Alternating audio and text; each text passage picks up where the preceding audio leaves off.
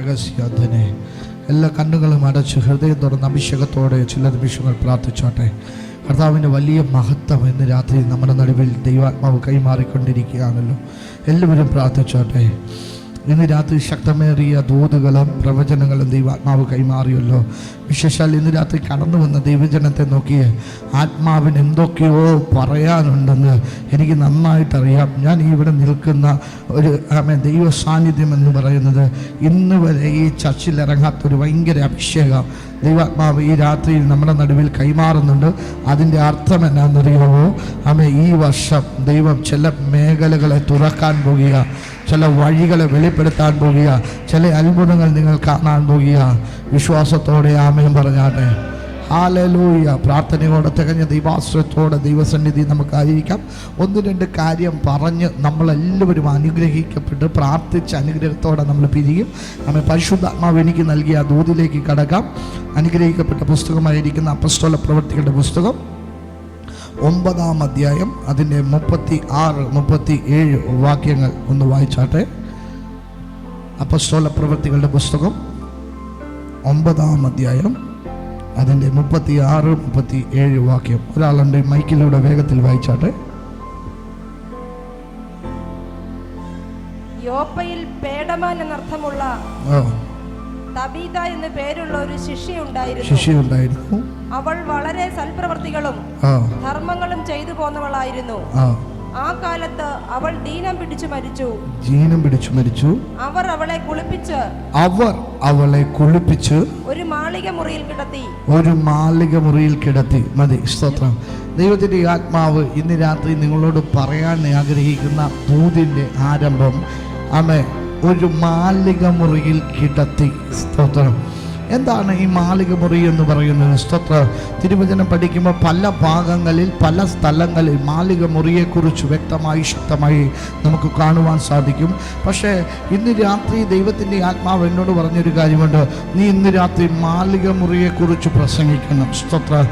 ഞാൻ വിശ്വസിക്കുന്നു നിങ്ങളുടെ വീട്ടിലും ഇതുപോലൊരു മാളിക മുറി ഉണ്ടാകട്ടെ. ഹല്ലേലൂയ. എത്ര പേർ വിശ്വസിക്കുന്നുണ്ട്? അടുത്തിരിക്കുന്നവർക്ക് ഒരു കരമൊന്ന് കൊടുത്ത് പറയാം, നിങ്ങളുടെ വീട്ടിലൊരു മാളിക മുറി ഉണ്ട്. ഹല്ലേലൂയ. ഉണ്ട്. സ്തോത്രം. നിങ്ങളുടെ വീട്ടിൽ ആ മാളിക മുറിയുണ്ട്. ഞാനിങ്ങനെ പറയാം, യോപ്പയിൽ പേടമാൻ എന്ന് പേരുള്ള തബീത എന്ന് പറയുന്ന ഒരു ശിഷ്യ ഉണ്ടായിരുന്നു. അനുഗ്രഹിക്കപ്പെട്ട ശുശ്രൂഷകളൊക്കെ ചേർന്നുകൊണ്ട് ഇരിക്കുന്ന സമയത്ത് തനിക്ക് പെട്ടെന്നൊരു ദീനം പിടിച്ചു. താൻ മരണപ്പെടുവാൻ തക്കവണ്ണം ഇടയായിത്തീർന്നു. ആ ദേശത്ത് വിശ്വസിക്കുന്ന ഒരു വലിയ കൂട്ടം ആളുകളുണ്ടായിരുന്നു. അവരെല്ലാം പരിശുദ്ധാത്മാവിൻ്റെ ശക്തിയെ പ്രാപിച്ചവരായിരുന്നു.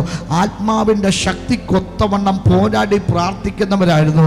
അതുകൊണ്ട് തന്നെ തബീത മരിച്ചു എന്നുള്ള ദുഃഖം അവർക്കുണ്ടായില്ല. മറിച്ച് ആ ദുഃഖിക്കപ്പെട്ട അനുഭവത്തിൽ, മരിക്കപ്പെട്ട അനുഭവത്തിൻ്റെ അകത്ത് അവളെ അവർ കുളിപ്പിച്ചു, മാളിക മുറിയിൽ കിടത്തി. സ്തോത്രം. ഞാൻ ഇന്ന് പകൽക്കാലം പറയാം, ചലനമില്ലാത്ത വിഷയങ്ങളെ കൊണ്ട് കിടത്തുന്ന ഒരു മാളിക മുറി നിങ്ങൾക്കുണ്ട്. ഹല്ലേലൂയ. ഇന്ന് രാത്രി ഞാൻ അഭിഷേകത്തോടെ പറയാം, ചില പ്രാർത്ഥനകളുടെ മറുപടികളെ മടക്കി തരുന്ന ഒരു മാളിക മുറി നിങ്ങൾക്കുണ്ട്. സ്തോത്രം. ഇന്ന് രാത്രി ഞാൻ അഭിഷേകത്തോടെ പ്രവചിക്കാൻ തയ്യാറാകുന്നു. കുളിപ്പിച്ച് കിടത്തിയ വിഷയത്തിൻ്റെ അകത്ത് ഇന്ന് രാത്രിയിൽ ഒരു ഉയർപ്പ് നടക്കാൻ പോകുക. ഇന്ന് രാത്രി പ്രതീക്ഷ നഷ്ടപ്പെട്ട ചിലർ ഇതിൻ്റെ അകത്ത് വന്നിട്ടുണ്ട്. അവരെ നോക്കി ആത്മാവ് പ്രവചിക്കുന്ന ഒരു പ്രവചന ശബ്ദമുണ്ട്. ഇന്ന് രാത്രി ഒരു ഉയർപ്പ് നടന്നിരിക്കും. ഒരു ഉയർപ്പ് നടന്നിരിക്കും. ഹല്ലേലൂയ.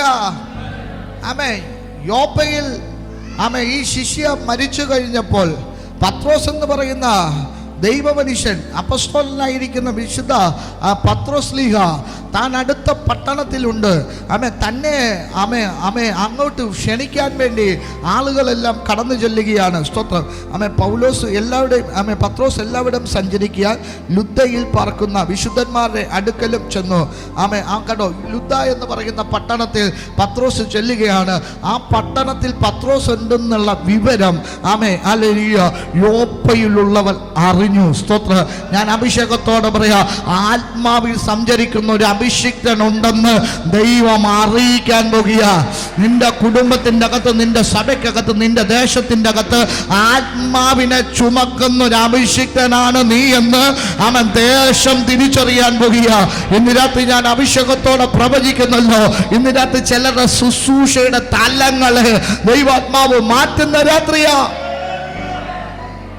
സ്വത്രം പറഞ്ഞേ. ആമേൻ.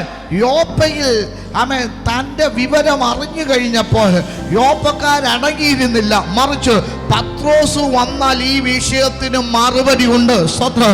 ഇന്ന് രാത്രി ഞാൻ പറയാം, എത്ര ആമേൻ പാരമ്പര്യമായിട്ടുള്ള മേഖലകൾ കൈവച്ചിട്ടും പൊട്ടാത്തത്, എത്ര ആഭിചാരങ്ങൾ കൊണ്ട് കെട്ടിയത് പൊട്ടാത്തത്, ഇന്ന് രാത്രി ഞാൻ അഭിഷേകത്തോടെ പറയാം, നീ കൈവെക്കുമ്പോൾ പൊട്ടാൻ പോകുക, നീ കൈവെക്കുമ്പോൾ അഴിയാൻ പോകുക, നീ കൈവെക്കുമ്പോൾ അത് ആമേൻ മടങ്ങിപ്പോകാൻ പോകുക. ഇന്ന് രാത്രി ആത്മാവ് ശക്തിയോടെ പറയുന്നു, നീ പ്രാർത്ഥിച്ചോ, നീ കൈവെക്കുമ്പോ തന്നെ ചില അത്ഭുതങ്ങൾ നടക്കും. ഇന്ന് രാത്രി പൊട്ടാത്ത, ചലനമില്ലാതെ കിടക്കുന്ന വിഷയത്തിന്റെ അകത്ത് ചലനം ഉണ്ടാകാൻ പോകുന്നു എന്ന് ആത്മാവ് ശക്തിയോടെ പ്രവചിക്കുന്നു. ഹലോ അഭിഷിക്തനെ, ഇന്ന് രാത്രി നിന്നെ തിരക്കി ദൈവത്തിന്റെ ആത്മാവ് ചിലരെ അയക്കാൻ പോകുക. നിന്റെ കൈ വെച്ചാലേ അത് പൊട്ടത്തുള്ളൂ, നീ ഒന്ന് കൽപ്പിച്ചാലേ അത് എഴുന്നേൽക്കത്തുള്ളൂ, നീ ഒന്ന് ചെന്നാലേ ആ മറുപടി ഉണ്ടാകത്തുള്ളൂ. ഇന്ന് രാത്രി ആത്മാവ് പറയുന്നു, വിശ്വസിച്ചു സ്വീകരിച്ചോ, നിന്റെ ശുശ്രൂഷയെ ദൈവം മാറ്റാൻ പോകുക. സ്തോത്രം പറഞ്ഞ് ഹല്ലേലൂയ. ആമേൻ. പത്രോസിനെ വിളിക്കുകയാണ്. പത്രോസിന്റെ ഇടയ്ക്ക് ആള് ചെല്ലുകയാണ്. ആള് ചെന്നിട്ട് പറയുന്നു, തബീത എന്ന് പറയുന്ന ഒരു ശിശുണ്ടായിരുന്നു.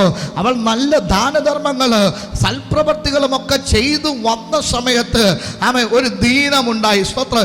ഞാൻ അഭിഷേകത്തോടെ പറയുക, നീ ദൈവത്തിന് വേണ്ടി എന്തെങ്കിലും ചെയ്യുമ്പോൾ ആ പ്രശ്നങ്ങൾ ഉണ്ടാകുന്നത്. സ്തോത്രം. ഇന്ന് രാത്രി ഞാൻ പറയാ, സുവിശേഷത്തിന് ഇറങ്ങി തിരിച്ച നിമിത്തം കുടുംബത്തിന്റെ അകത്ത് ഒറ്റപ്പെട്ടവർ ഇതിന്റെ അകത്തുണ്ടോ? സുവിശേഷം ചെയ്യാൻ തുടങ്ങിയത് നിമിത്തം ദാരിദ്ര്യം അനുഭവിക്കുന്നവർ ഇതിന്റെ അകത്തുണ്ടോ? സുവിശേഷത്തിന് വേണ്ടി ഇറങ്ങി തിരിച്ചു എന്നുള്ള ഒറ്റ കാരണം കൊണ്ട് രോഗങ്ങളും രോഗക്കെടുതിയുമായി ഭാരപ്പെടുന്ന ചിലർ ഇതിന്റെ അകത്തുണ്ടോ? ഇന്ന് രാത്രി ആത്മാവ് പറയുന്ന ഒരു ദൂതുണ്ട്, നീ വെറുതെ ഇരുന്ന ഒരു പ്രശ്നവും നിനക്കുണ്ടാകത്തില്ല. നീ ദൈവത്തിന് വേണ്ടി ഇറങ്ങിയത് കൊണ്ട് പ്രശ്നങ്ങൾ ഉള്ളത്. ഇന്ന് രാത്രി ആത്മാവ് പറയുക, പ്രശ്നത്തെ ദൈവം നോക്കിക്കൊള്ളു, നീ ദൈവത്തെ നോക്ക്.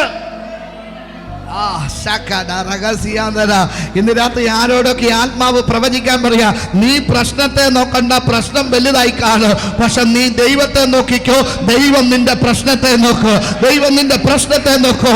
ഇന്ന് രാത്രി ആത്മാവ് ശക്തിയോടെ പറയുന്നു, നീ നോക്കേണ്ടത് വിഷയത്തെ അല്ല, പ്രശ്നത്തെ അല്ല, പ്രതിസന്ധിയല്ല, തകർച്ചയല്ല, രോഗത്തെയല്ല, നീ നോക്കേണ്ടത് സർവശക്തനായവന്. ഇന്ന് രാത്രി ആത്മാവ് ശക്തിയോടെ പറയുന്നു, നിന്റെ കണ്ണ് ഉയർന്നു തന്നെ ഇരിക്കട്ടെ. ഞാൻ എൻ്റെ കണ്ണ് ആമേൻ ഉയരത്തിലേക്ക് ഉയർത്തും. സ്വന്തം അല്ലേ? എനിക്ക് സഹായം എവിടെ നിന്ന് വരും? ആമേൻ അത് ഉയരത്തിന്നേ വരത്തുള്ളൂ. സ്വന്തം പറഞ്ഞേ, ഒരു മാനുഷിക പരിഗണന തന്നു വിടാൻ ദൈവം ആരെ അനുവദിക്കത്തില്ല. ഇന്ന് രാത്രി നിന്റെ വഴി നടത്തുന്നത് ദൈവമാ. സ്തോത്രം. ഇന്ന് രാത്രി ഞാൻ അഭിഷേകത്തോടെ പറയാ, ആമേ അഖിൽ പാസ്റ്റർ 10 വർഷമായി ശുശ്രൂഷയ്ക്ക് ഇറങ്ങി തിരിച്ചിട്ട് ഒരു മാനുഷിക കരങ്ങൾ കൊണ്ടൊന്നുമല്ല ഇതുവരെ വന്നത്. ഞാൻ പറയാം, ദൈവം നടത്തുന്നതാ. സ്തോത്രം. ആമേൻ. ദൈവം തള്ളി നടത്തിക്കൊണ്ട് പോകുക. ഞാൻ അഭിഷേകത്തോടെ പറയാ, ഇന്ന് രാത്രി അങ്ങനെ നീ വിട്ടുകൊടുക്കാൻ തയ്യാറുണ്ടെങ്കിൽ ആത്മാവ് പറയുന്ന ഒരു ദൂതുണ്ട്, ദൈവം നിന്നെ വഴി നടത്ത്, സമൃദ്ധിയായി വഴി നടത്ത്, നിനക്ക് വേണ്ടതെല്ലാം നൽകി തന്ന് അനുഗ്രഹം പൂർണ്ണമായി ദൈവം വഴി നടത്തിയിരിക്കുന്നു. ഇന്ന് രാത്രി ആത്മാവ് ആരോടൊക്കെയോ പറയുന്നല്ലോ, ഏതൊക്കെയോ നെങ്ങി ഞെരുങ്ങി പോകുന്ന അനുഭവങ്ങളെ ദൈവാത്മാവ് ഇന്ന് രാത്രി തൊട്ടുമാറ്റിയിട്ട് പറയുക, അതിനെ പൊട്ടിക്കുക, നിന്റെ മേലൊരു മഹത്വം വെളിപ്പെടാൻ പോകുക. പത്രോസിനെ വിളിക്കുക. പത്രോസ് ചെല്ലുകയാണ്. പത്രോസ് ചെല്ലുവാൻ വേണ്ടി അവർ കാത്ത് കൊണ്ടുവന്ന് ഈ ആമൻ മരിച്ച തബീതയെ കൊണ്ട് കിടത്തുന്ന സ്ഥലമാണ് ആമൻ മാളിക മുറി. സ്തോത്രം. പഴയ നിയമം പഠിക്കുമ്പോൾ ഏലീശാവ് എന്ന് പറയുന്ന ഏലിയാവാണോ ഏലീശയാണോ ഏലീശ പ്രവാചകൻ അടിക്കടി പോകുന്ന ഒരു വഴിവക്ക് ശുനേംകാരത്തി എന്ന് പറയുന്ന ഒരു സ്ത്രീ ഉണ്ടായിരുന്നു. താൻ യഹോവ ഭക്തയായിരുന്നു. അതുകൊണ്ട് തന്നെ കൂടെ കൂടെ പ്രവാചകൻ പോകുന്നത് കാണുമ്പോൾ തനിക്കൊരാഗ്രഹം, തൻ്റെ വീട്